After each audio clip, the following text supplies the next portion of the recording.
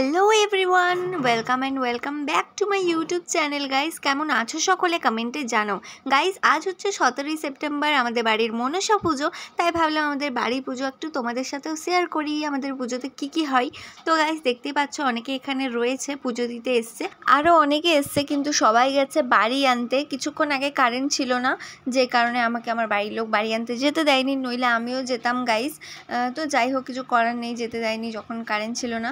তো কারেন্ট এখন চলে এসছে। আর গাইস, আমাদের মন্দিরের ভেতরটা দেখো কি সুন্দর করে সাজিয়েছে। আর যারা পুজো দিতে এসছে, পুজোর সমস্ত সামগ্রী এখানে রেখে গেছে বাড়ি আনতে।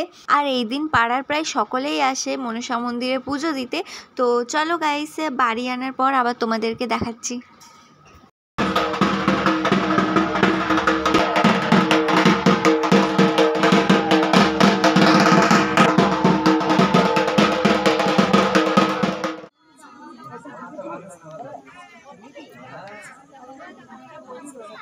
বাড়ি নিয়ে আসার কিছুক্ষণ পরেই পুজো শুরু হয়ে যায়, আর সকলে মিলে এখানে পুজো দেখছিল।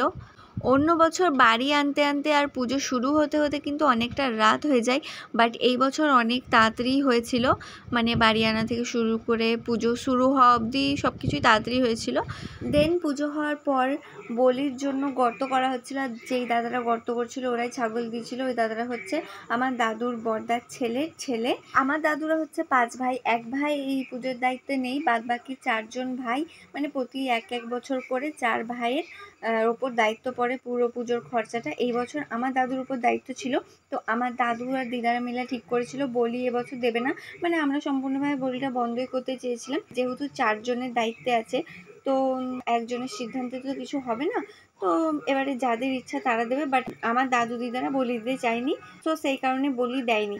যাই হোক, ফাইনালি আমাদের পুজো শেষ হয়েছিল রাত 11টার সময়। যেমনটা তোমাদেরকে ভিডিওর প্রথমেই বলেছিলাম যে অন্য বারে মানে অন্য বছরের পুজো শেষ হতে হতে 12টা 12:30 হয়ে যায়, বাট এই বছর অনেক তাড়াতাড়ি পুজো হয়েছে। মানে 11টার মধ্যে শেষ হয়ে গেছে, 11টার মধ্যে নয়, 11টার পরে। তো যাই হোক, 11টার সময় পুজো শেষ হয়ে গেছে।